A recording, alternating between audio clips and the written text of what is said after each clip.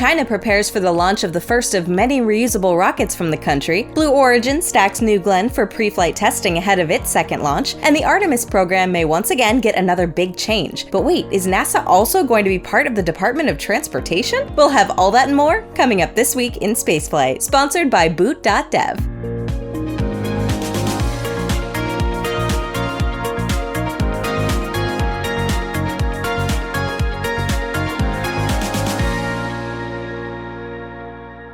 Stoke Space has been playing with water at Cape Canaveral's Launch Complex 14. We've seen the company develop this launch site at an impressive pace, raising towers and pouring concrete for the flame trench over the past few months. Just last month, Stoke completed the pad's flame diverter, and this week they showed off the water suppression system. Now, this system is designed to deal with the enormous amounts of energy released from the rocket's aft end at liftoff. The water will absorb both the heat and the acoustic energy, which gets so intense that it can damage the rocket, the payload, and the surrounding infrastructure. In the video, we first see the water release from the flame diverter, but after about 14 seconds, the so-called rainbirds turn on. These are some oversized sprinklers that douse the launch mount with water to dampen the acoustic energy. With this test, Stoke is getting even closer to completing the infrastructure needed to launch its forthcoming fully reusable Nova rocket.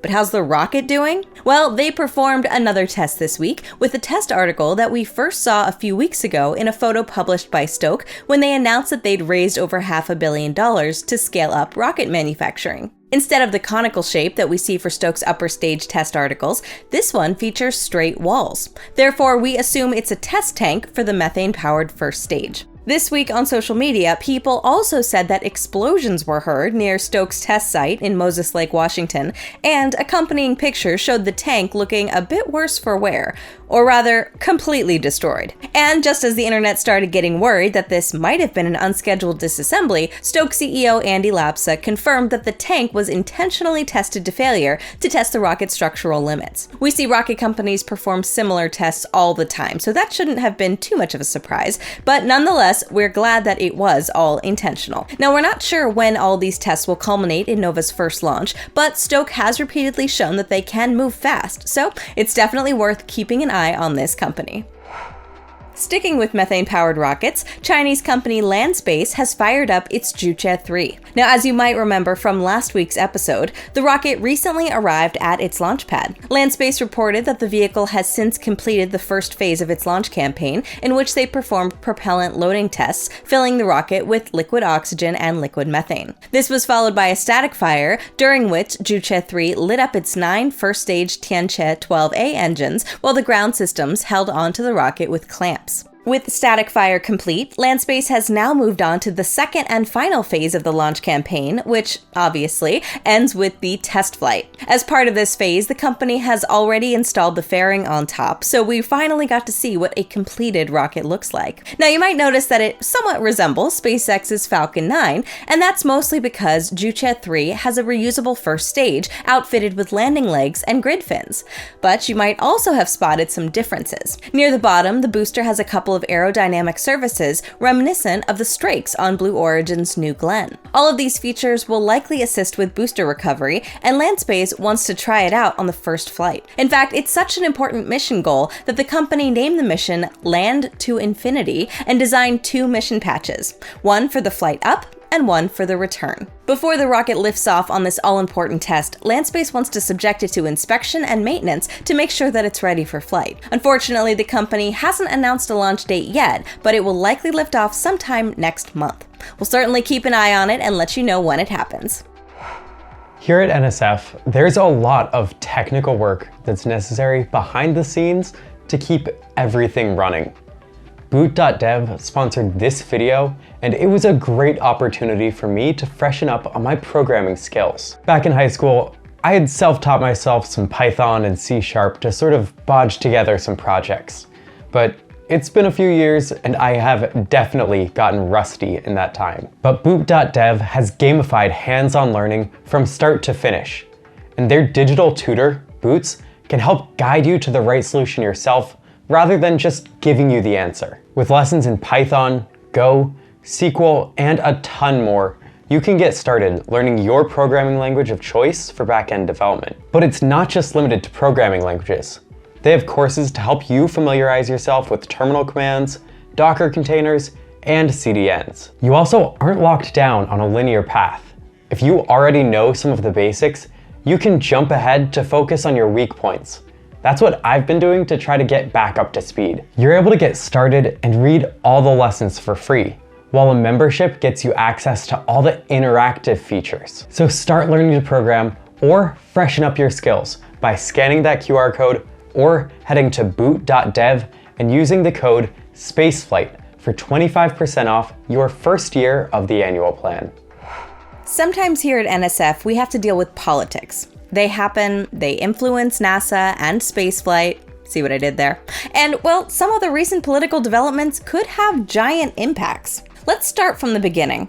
Earlier this week, NASA's Acting Administrator Sean Duffy went on national television saying that he wants to reopen the Lunar lander contract for Artemis 3. He said SpaceX's Starship is behind schedule, and he wants the US to return humans to the moon before China lands their own astronauts with their own architecture. And in particular, he mentioned that he wants this landing to happen before the end of Donald Trump's second presidential term in January 2029. NSF asked NASA what exactly the acting administrator meant by opening up the contract, and a NASA spokesperson came back to us stating that the agency's Human Landing System program has given SpaceX and Blue Origin the opportunity to present acceleration approaches by October 29th, and that's the middle of next week. Beyond that, NASA plans to request plans from the entire commercial industry through a request for information for how, and I quote, NASA can increase the cadence of our mission to the moon. Now, there are, of course, many discussions and debates that have taken place as a result of all of this, including whether or not it even makes sense to treat this as a race at all, instead of thinking long term. And one of the people in that camp is none other than SpaceX's CEO, Elon Musk. While Elon has his own peculiar ways of showing discomfort and disagreements on X, it's clear that he very much prefers to have a long-term base on the moon rather than rushing to beat China. There's also another debate as to whether it even makes sense to have more changes on the lunar lander contract just 3 years away from the deadline. According to the United States Government Accountability Office, every major NASA project has taken, on average, 92 months from project start to launch. That's a bit under 8 years. On the human spaceflight side of things, it's even longer, with only SpaceX's own Crew Dragon being the shortest from start to uncrewed and then crewed demo mission, which was 54 and 68 months respectively. Every other project, like SLS and Orion or Starliner, are way past the 92-month average for all NASA major projects. NASA only awarded the lunar lander contract in April of 2021, with the original goal of a landing by the end of 2024. Given the average time of 92 months, that would put the launch right at the beginning of 2029. So, yeah, the Starship delays shouldn't have been a surprise given this. So now at least there is a chance that by next week, NASA will have a new plan to accelerate schedules from both SpaceX and Blue Origin, and maybe some of that will be made public at some point. It'll also be interesting to see if other companies have their own ideas to accelerate timelines, but that would probably require even more funding that NASA currently doesn't have. Apart from the lunar lander contract drama, there's even more drama going on at NASA, and this time it's related to the person at the top, the NASA administrator. With the change in administration earlier this year, Bill Nelson, who'd been running the agency under Joe Biden, resigned and was replaced by the director of the Kennedy Space Center, Janet Petro, who served in the capacity of acting administrator. Every president gets to nominate an administrator, and on January 20th, 2025, Donald Trump nominated Jared Isaacman to be the 15th NASA administrator. But as we reported in previous episodes, the president rescinded his nomination at the end of May, alleging at the time that he'd been informed of past donations from Isaacman to the Democratic Party. Then, in July, following the passing of the so-called Big Beautiful Bill, Trump decided to replace Janet Petro, a civil servant, by one of the members of his cabinet and Secretary of Transportation, Sean Duffy. His job was not only to keep the agency running, but also to look out for potential candidates who could assume the role of administrator. Now, lately, lately, tensions have eased between Isaacman and the Trump administration, with reports from multiple media sources saying that the two have met a few times in recent weeks. Some of these reports also confirm that both Duffy and Isaacman have met as well. However, Duffy may actually have come to love his work at the top of the agency more than he previously thought. I mean, think about it. There's really not too much cool stuff that a typical Secretary of Transportation can talk about that gets him on TV every week.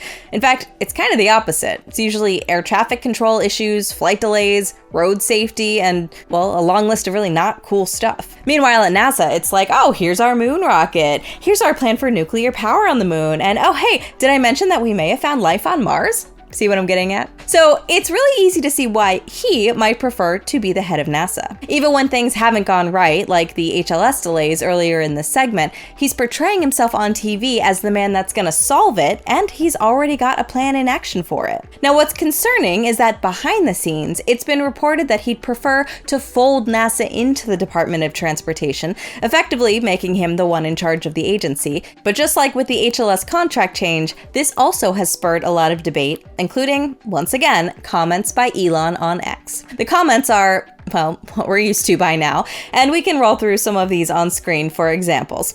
It's clear that Elon would very much prefer that the head of NASA not be Duffy, and rather someone like Jared Isaacman, even though he doesn't specifically advocate for Jared in particular. Most of the opinions against integrating NASA into the Department of Transportation point out that the role of NASA is largely a research agency, not a transportation one. In fact, in recent years, the prevailing opinion from fans and many in the industry has been for NASA to move away from the transportation side of things, to stop designing and building rockets, which has already been proven commercially, and instead have NASA only pursue transportation-related technology in areas that private companies won't, like nuclear propulsion. So in that regard, NASA really has nothing to do with the Department of Transportation. Another criticism about this move is that NASA would no longer be an independent agency that's not at the cabinet level, which prevents it from being under full presidential control. And while this particular drama may be short-lived, as long as a new NASA administrator isn't nominated and voted on by the Senate,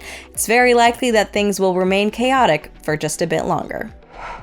While NASA is still preparing for its attempt to return humans to the lunar surface, multiple companies are working on robotic explorers to touch down on our celestial companion. Astrolab is working on a rover called Flip, which will make its way to the moon on Astrobotic's Griffin lander. This week, Flip rolled into the thermal vacuum chamber for 2 weeks of testing. This chamber will expose the rover to conditions similar to what it'll experience on the lunar surface. Making this milestone even more special is the fact that Astrolab only conceived of the rover a little over a year ago. That's a very short time for a lunar mission, but the company had to move fast. As you probably know, Astrolab designed Flip to fill the void left when NASA canceled its Viper rover, which was originally scheduled to fly on Griffin. But they didn't start from scratch on Flip. The company had been working on a much larger rover called Flex, and Flip will test the technology going into this rover. Flex is designed to support the Artemis program and may be used by astronauts to drive around on the moon. Between these human missions, Flex will also roam the lunar surface on its own to perform science or move around cargo. With Flip, Astrolab will be able to test these concepts on a smaller scale. Griffin and Flip will launch towards the moon on a SpaceX Falcon Heavy, and the launch is currently expected sometime next year. Another mission set to head to the moon next year is the very first Blue Origin Blue Moon Mark 1 lander. Now, this first mission is just a demonstration mission to prove that the lander is ready to fly customer payloads, but that doesn't mean it won't carry any payloads at all. In fact, just this week, Blue shared pictures of engineers installing one of the mission's payloads, NASA's SCALPS instrument. SCALPS is short for Stereo Cameras for Lunar Plume Surface Studies, and as that name suggests, it's a set of cameras to study the landing from up close. NASA is interested in how the engine exhaust plumes interact with the loose material on the lunar surface. As the vehicle is landing, its BE-7 engine produces 44,000 newtons, or 10,000 pounds of force, or thrust, blowing away some of this surface material. Essentially, the lander is digging a hole as it tries to touch down, and you can probably imagine why that's not ideal. To better understand this process, NASA has flown the SCALPS instrument on multiple lunar missions, including Intuitive Machines' IM-1 mission and Firefly's successful first Blue Ghost mission, and soon it'll also fly on Blue Moon. The mission is currently set to lift off on Blue's third New Glenn mission, scheduled for no earlier than January. And if you want to follow along with this mission and get updates on space news as it happens, you know what to do. Subscribe to our channel and give us a like. It really helps. Now we'll take a look at some other stories across space, staying with Blue Origin for a bit, as they're making good progress towards New Glenn's second flight. Last week we covered them integrating the first and second stage, but this week CEO Dave Limp shared a time-lapse of the whole vehicle being mounted on its transporter erector. It might seem like a simple operation in the video, but looks can be deceiving. This is a massive vehicle being hoisted around. It's over 80 meters long. While New Glenn was moved around horizontally, it now needs to be taken vertical before it can lift off, and that's one of the functions of the transporter erector that it's now mounted on. This structure will carry the rocket out of the hangar all the way to the launch pad and then raise it into its launch orientation. Engineers will spend the next few days checking out the vehicle and connecting umbilicals, then the rocket will be ready to roll out to the pad for a test fire. And if all goes well, New Glenn will lift off for its second flight on November 9th, launching NASA's ESCAPADE mission to Mars. Rocket Lab has completed a spacecraft that will test technology for an orbital propellant depot. The NASA-funded mission is known as LOXSAT, and as its name suggests, it'll test liquid oxygen storage in space. The technology to store this cryogenic fluid in space and transfer it to other satellites was developed by Florida-based Isar Space. Keeping the liquid oxygen liquid requires keeping it cold, and that's actually a bit of a challenge. Satellites in space are baked by the sunlight, and losing all of that heat is not easy. But LOXSAT is designed to combat this process and keep the oxygen cold to prevent losses through boil-off. Rocket Lab has now mounted the storage depot on its Photon spacecraft, which will provide LOXSAT with power and propulsion throughout its mission. Rocket Lab plans to launch the satellite on its Electron rocket no earlier than March of next year. It'll then test if the concept works in microgravity for a total of 9 months. Isar Space then plans to use the results of this test to design its cryodock propellant depot, which will actually refuel satellites in low Earth orbit, perhaps as soon as 2030. Another satellite that's set to demonstrate technology for an even bigger spacecraft is VAST's Haven Demo satellite. VAST plans to launch this satellite later this year to test several systems for its Haven 1 space station, which they hope will be the world's first commercial space station. To make sure that this station will function as expected, the small Haven Demo satellite will test the station's radiation-tolerant computers, power systems, propulsion, software, communication systems, and more. To get ready for its first space mission, VAST has been simulating the mission in the control room, and to make sure that all systems and infrastructure work together, the test used a so-called hardware-in-the-loop version of Haven Demo. This is a test bench version of the satellite that uses actual satellite hardware to simulate the mission. The test also gave us a look inside VAST's control room, which clearly shares the design language with the Haven 1 station, featuring a minimalist aesthetic with wooden accents. Hopefully everything worked as well as it looked, because we are certainly excited to see this mission fly. This week, US satellite startup Apex announced Project Shadow to demonstrate a space-based interceptor system. The company plans to launch the mission no earlier than June of next year. For this mission, the company's Nova satellite platform will be outfitted with the Orbital magazine, which carries 2 scaled-down interceptors, as well as sensors, tracking, and communication systems to track the interceptors during their test. Once in orbit, the interceptors will launch from the Orbital magazine one by one. These interceptors are equipped with the solid rocket motor and sensors, and later next year, they'll use the solid rocket motor to deorbit themselves and avoid other in-space objects as the Orbital magazine collects data on their performance. According to Apex, the mission is internally funded. No one is paying them to build this system. So why did they want to do this? Well, earlier this year, the White House announced a desire to build a space-based missile defense system called the Golden Dome. So Apex is eyeing a contract to develop a system that could launch interceptors at military targets. For the time being, though, Apex CEO Ian Cinnamon confirmed in an interview with Space News that they won't intercept anything and therefore not create any space debris, but they'll certainly prove that they could with this mission. We hope that none of these systems will ever need to intercept anything, because it gets really messy in space when they do, and the situation on the ground probably won't be very nice either. So let's just stay away from all that, please. German company Isar Aerospace is working towards the second flight of its rocket called Spectrum. Now, if you remember, the company launched Spectrum's first flight from Andøya in Norway in March, but unfortunately the rocket didn't get very far off the ground before losing control and plummeting towards the sea below. Isar wasn't too put off by the resulting explosion though, and considered the launch mostly successful, as it did still meet many of its objectives. But of course they prefer the next flight to get farther, and they're currently preparing for that mission. This week, the company announced that the engines for Flight 2 have passed their acceptance testing, and the accompanying video shows the Aquila engines roaring to life in the company's test facility in Sweden. Spectrum's first stage is powered by 9 of these propane-powered engines, while its upper stage features 1. Hopefully, we'll get to see them fire up in Andøya to mark the start of a successful flight very soon.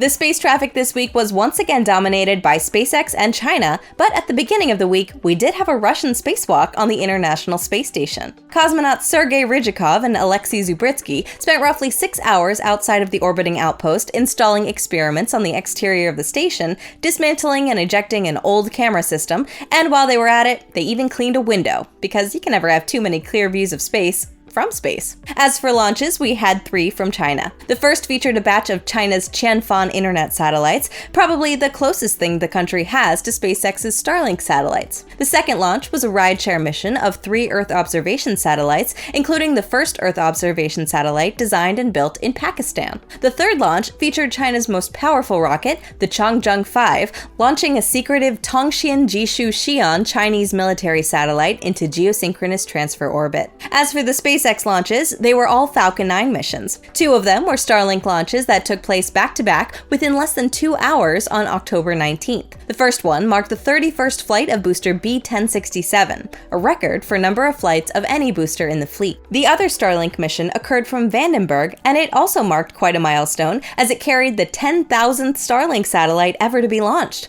From Tintin satellites in 2018 to today, SpaceX has launched a total of 10,034 satellites, of which 1,330 have re-entered and 7,448 have moved into their operational orbit. This mission also caused some people on social media to panic because of a very poorly timed, unplanned loss of signal from the second stage around the time that it was meant to complete its orbital insertion. Many people thought that it had failed, underperformed, or even worse, but nope. It was just a very untimely loss of signal. The SpaceX launch after that also happened to take place from the same pad in Vandenberg, and it happened less than 67 hours after the previous launch. This broke the pad's turnaround time, which happened just a month ago and was 69.5 hours, meaning SpaceX broke these records twice in a month span. That's quite the cadence. At the end of the week, SpaceX also had another Falcon 9 carrying the SpainSat New Generation 2 satellite for Spain. This satellite is the second of the 2 SpainSat New Generation satellites to be launched, and both are part of the latest military communication satellites for the Spanish government. Unfortunately, due to their huge mass, they've needed expendable Falcon 9 rockets to launch them. So, for this mission, booster B-1076 flew for its 22nd and last time, as there was no possibility of launching this satellite into the desired orbit while reserving propellant for the booster's return. Going into next week, we'll have the potential for up to 5 Starlink launches once again. Japan will also try to launch the first HTV-X cargo resupply spacecraft to the International Space Station. The original launch attempt had to be postponed by several days due to unfavorable weather at the launch site. JAXA is now eyeing a new launch attempt on October 26th at midnight UTC, so let's hope that the weather is favorable this time. Next week, we may also have the debut of a new rocket, the Hanbit Nano rocket by South Korean rocket company Innospace. But the mission, called Spaceward, won't be taking place from a South Korean launch site, rather from the Alcantarilla launch center in Brazil. A few missions will also pop up from China, as usual, including the launch of the next crew rotation mission to the Tiangong space station, Shenzhou 21. As always, if you want to keep up with the latest in spaceflight, you can check out nextspaceflight.com or download the app on your phone to stay up to date wherever you go. And that's your weekly update of spaceflight news. Thanks again to Boot.dev for sponsoring this video. Don't forget you can get 25% off Boot.dev's annual plan to get started on your programming journey, or click in the link in the description. I'm Elysia Segal for NSF, and we'll see you all again next week to recap this week in spaceflight.